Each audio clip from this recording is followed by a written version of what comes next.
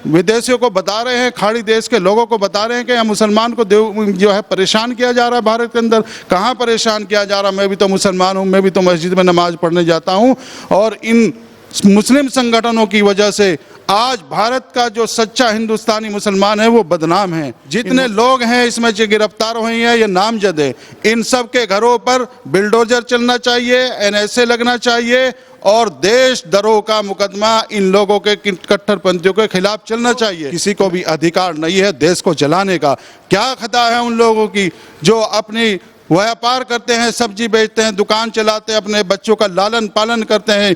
इन कट्टरपंथियों की वजह से जो है लोग सहमे हुए हैं। कभी शटर नीचे होता है तो कभी शटर ऊपर होता है इन कट्टरपंथियों की वजह से। हर जुमे को यही होता रहेगा तो पुलिस प्रशासन को तो बस यही काम रहेगा, हर मस्जिद पे जो है वहाँ फोर्स लगा दी जाएगी। क्या यही काम रह गया? जिन मस्जिदों पर ये बवाल हुआ है, इन्होंने जो है प्रदर्शन किया, उन मस्जिद को सीज करना चाहिए। नमस्कार, स्वागत है आपका एडवांस इंडिया पर। मैं हूं नवीन चौहान। जुमे के दिन फिर वही हुआ। मानो एक रवायत सी चल पड़ी है कि जुमे के दिन फिर से ऐसा ही दंगे हुए, तोड़फोड़ हुई, पत्थरबाजी हुई, आगजनी हुई और सबसे हैरानी की बात कि छोटे छोटे बच्चे भी उसमें नजर आए। कौन इनके पीछे है? ऐसा करके लोग क्या करना चाहते? जब नमाज पढ़ने के बाद बाहर आए तब ऐसी हरकत क्यों?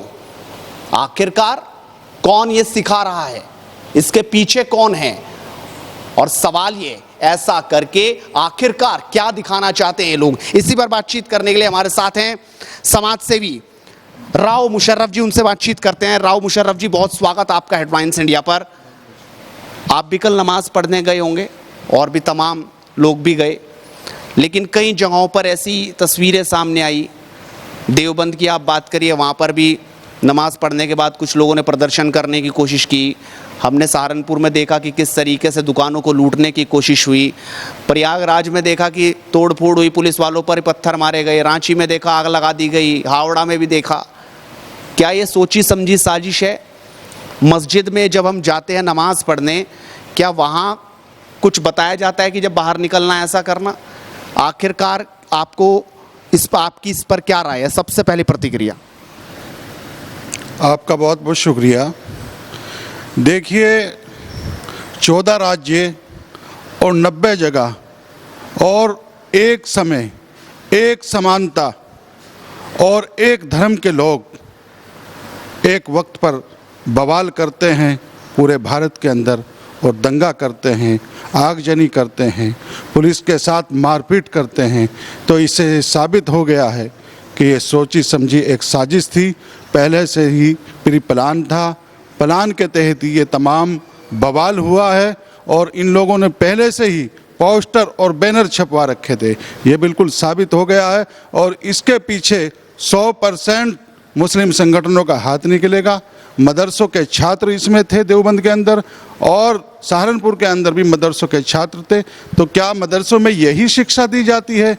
तो मैं कहता हूँ कि वाकई अब सामने उजागर हो गया है मदरसों का चेहरा और मस्जिद के इमामों का चेहरा। तो क्या मस्जिद में नमाज के वक्त यही पढ़ाया जाता है नमाज के बाद कि जाओ तुम पुलिस वालों के साथ जो है पत्थरबाजी करो, पत्थर फेंको और सड़कों पर उपद्रव मचाओ, दंगे करो, बवाल करो? मोहम्मद साहब के नाम पर जो है तुम सियासी रोटी सेकने का काम कर रहे हो। मोहम्मद साहब ने कभी ऐसी बात नहीं की, वह हिंसा के हमेशा खिलाफ रहे और इस्लाम धर्म में हिंसा की कतई भी इजाज़त नहीं है। मतलब पैगंबर मोहम्मद साहब के नाम पे कुछ लोग अपनी दुकान चला रहे हैं, आप ये कहना चाह रहे हैं? जिस तरीके से आपका कहना है कि मदरसों के भी बच्चे उसमें थे, हमने देखा यहाँ देवबंद में भी इसी तरीके से हुआ। इससे पहले यहाँ जलसे हुए, महमूद मदनी रोए, भड़काने की कोशिश की। क्या ये उसी का असर है? क्या पीछे पीछे कोई ना कोई लोग हैं जो इन छोटे बच्चों को भी उकसाते हैं, इनको भी ऐसी जगह पर भेजते हैं जो अच्छे से अपने माँ बाप अपने घर को नहीं जानते होंगे? क्या वो लोग भी इस तरीके से जानबूझकर ये करते हैं, उनको भेजा जाता है? देखिए, यहाँ पर 2 दिवसीय देवबंद के अंदर जो जमीयत उलमा हिंद का जलसा हुआ, उस जलसे में लोगों को उकसाए गए, यानी कि घड़ियाली आंसू बहाकर उकसाना ही होता है। लोगों को उस दिन उकसाया ना होता तो शायद ये 2 जुमे से जो बवाल हो रहा है, कभी कानपुर के अंदर, कभी प्रयागराज के अंदर, कभी देवबंद के अंदर, शायद ना होता है। इसकी जिम्मेदार जमीयत उलमा हिंद और मौलाना महमूद मदनी साहब हैं, इस दंगे और बवाल के जिम्मेदार। और हमने इसीलिए 6 जून को पहले ही आगाह कर दिया था भारत के प्रधानमंत्री जी को और उत्तर प्रदेश के मुख्यमंत्री जी को लेटर लिख करके भेजा था कि देश में एक साजिश रची जा रही है, विदेशी एजेंटों के तौर पर जमीयत उलमा हिंद और असदुद्दीन ओवैसी की पार्टी, बरेली के मौलाना तौकीर रजा, PFI और ये तमाम मुस्लिम संगठन जो हैं वो देश में दंगा और नफरत फैलाने की साजिशें रचते आ रहे हैं और रच रहे हैं। यदि इन पर जल्द ही कार्रवाई नहीं हुई, इनकी सच्चाई लोगों के सामने उजागर नहीं हुई, तो ये कभी भी बड़ा हादसा करा सकते हैं। और ये कल आपके सामने एक नज़ारा आ भी गया है, इससे पहले कानपुर में हो चुका था। और ये तमाम जो बच्चे हैं, ज़्यादातर 17-27 के बीच के और 14-15 साल के बच्चे, शायद उन्हें अपने पुरखों और बुजुर्गों के बारे में भी नहीं मालूम होगा मोहम्मद साहब के बारे में वो क्या जानते हैं। मोहम्मद साहब पर एक औरत जो है रोज़ाना कूड़ा डालती थी, तो एक दिन उनके ऊपर कूड़ा नहीं डाला तो उसके घर वो पता करने के गए कि आज मेरे ऊपर कूड़ा क्यों नहीं डाला, तो पता लगा वो महिला बीमार थी, तो उन्होंने उसकी जो है तीमारदारी की और लोगों ने पत्थर भी मारे मोहम्मद साहब के ऊपर, लेकिन उन्होंने सब्र की तनकीद से सब्र से काम लिया। और आज ये मौलाना और ये मुस्लिम संगठन मोहम्मद साहब के नाम पर सियासी रोटी सेक रहे हैं, बवाल कराना चाहते हैं। विदेशियों को बता रहे हैं, खाड़ी देश के लोगों को बता रहे हैं कि यहाँ मुसलमान को जो है परेशान किया जा रहा है। भारत के अंदर कहाँ परेशान किया जा रहा, मैं भी तो मुसलमान हूँ, मैं भी तो मस्जिद में नमाज पढ़ने जाता हूँ। और इन मुस्लिम संगठनों की वजह से आज भारत का जो सच्चा हिंदुस्तानी मुसलमान है वो बदनाम है। इन मुस्लिम संगठनों की वजह से आज सामान्य लगता है कि जो राष्ट्रवादी हैं, जो सच्चे हैं, जो बिल्कुल लड़ाई दंगा नहीं चाहते, जिस तरीके से जुमे के दिन ये हो रहा है, जुमे को बदनाम किया जा रहा है, सोशल मीडिया पर हैशटैग चल रहे हैं कि ब्लैक फ्राइडे, तो आपको लगता है कि ये बदनाम करने की एक साजिश है और इससे बहुत बदनामी होगी इस तरीके से आगे चल के? ये बदनामी है। देखिए, करोड़ों लोग मुसलमान कल जुमा पढ़ने के लिए गए, जो सही इंसान थे वो नमाज पढ़ने के बाद सीधे अपने घर आए, लेकिन इन लोगों को उकसाने का जो हाथ है वो कहीं ना कहीं मुस्लिम संगठनों का है। और इन लोगों पर सख्त कार्रवाई होनी चाहिए जो देश में नफरत फैलाने का काम कर रहे हैं, देश को तोड़ने का काम कर रहे हैं। इन लोगों के खिलाफ देशद्रोह का मुकदमा चलना चाहिए। लोग देश के गद्दार हैं और कहते हैं कि हमें जो है भारत में मुसलमानों को परेशान कर रहे हैं, यानी कि खाड़ी देश के लोगों को बोलते हैं ताकि वहाँ से फंडिंग आए। कहाँ परेशान है मुसलमान? मैं कहता हूँ कि जितना सुरक्षित भारत के अंदर मुसलमान है वो कहीं नहीं है।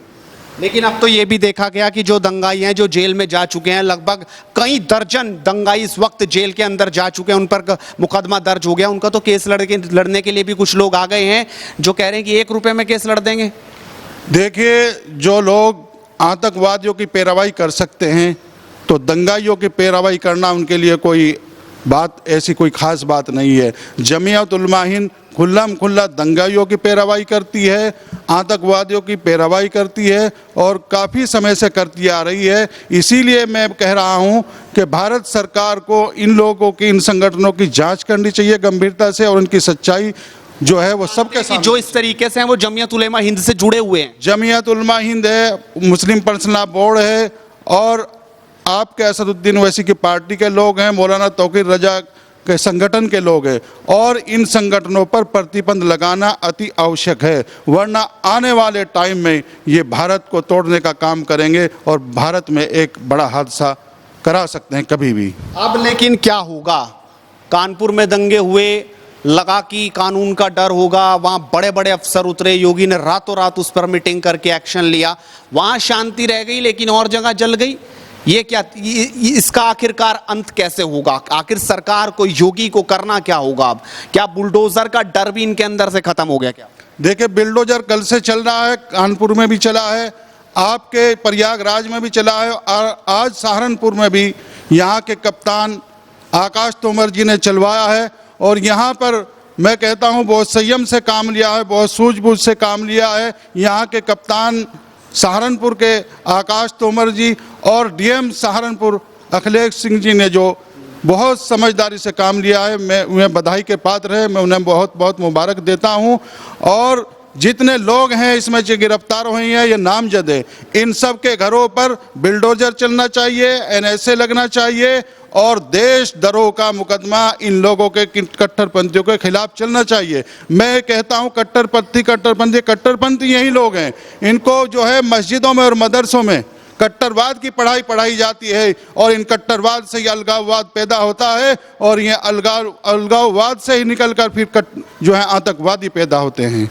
यानी कि पहले कट्टरवाद, फिर अलगाववाद और फिर आतंकवाद। मतलब आपको लग रहा है कि जो मदरसा है या जो तालीम मदरसे में और मस्जिद में दी जा रही है वो सही नहीं है, उस पर सुधार होना चाहिए, ठीक होना चाहिए, पूरी तरह से बंद होना चाहिए मदरसों में तालीम? देखिए, बिल्कुल कल साबित हो गया है, जो यहाँ पर देवबंद में पकड़े गए हैं, गिरफ्तार हुए, हिरासत में लिए गए हैं, वो तमाम ज़्यादातर जो हैं उसमें मदरसों के छात्र थे। तो मैं समझता हूँ जिस मदरसे के भी वो छात्र, एक तो उन मदरसों को सीज करना चाहिए, उनकी मान्यता ख़त्म करनी चाहिए, उनके जो अध्यक्ष हैं और मोहतमी में उनके खिलाफ मुकदमा चलना चाहिए। दूसरी बात, जिन मस्जिदों के सामने ये बवाल हुआ है और ये षड्यंत्र रचा गया है देश को जलाने का, उन मस्जिदों को भी सीज करना चाहिए। भारत सरकार को और उत्तर प्रदेश सरकार को, चाहे वो किसी भी राज्य के किसी भी कोने में हो, भारत के कोई से कोने में हो, किसी को भी अधिकार नहीं है देश को जलाने का।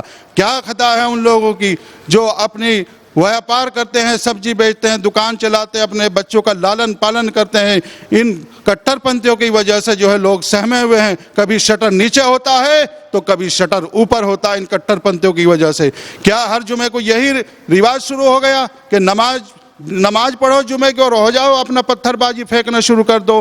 कहाँ से आए? कई जगह बमबारी हुई है, जैसे आपका हावड़ा में हुआ है, प्रयागराज में, कहाँ से आए इन लोगों के पास बम? कौन दे रहा है? इस सच्चाई को उजागर करना चाहिए भारत सरकार को और उनके असली चेहरे सामने आने चाहिए कट्टरपंथियों के। मतलब आपको लगता है कि अब हर शुक्रवार को लोग शक की नजर से देखेंगे कि नमाज हो रही है, दुकान बंद कर लो, अपना छुप के बैठ जाओ, कहीं कोई कुछ कहना दे? क्या ये डर का माहौल अब पैदा हो गया? क्या डर का माहौल पैदा हो गया है? तमाम मुसलमान जो है इन संगठनों की वजह से, मुस्लिम संगठनों की वजह से, इन दंगाइयों की वजह से आज मुसलमान बदनाम हो गया है। मुसलमान को शक की नज़र से देखा जा रहा है, जबकि ऐसा नहीं है।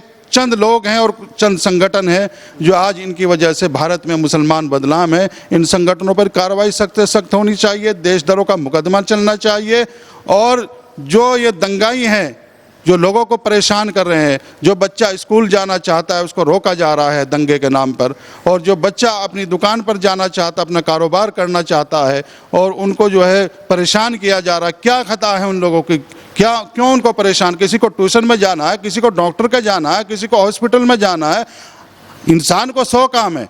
इन कट्टरपंथियों की वजह से लोग सहमे हुए हैं, घरों में दुबके रहे। क्या हर जुमे को यही होता रहेगा? तो पुलिस प्रशासन को तो बस यही काम रहेगा, हर मस्जिद पे जो है वहाँ फोर्स लगा दी जाएगी?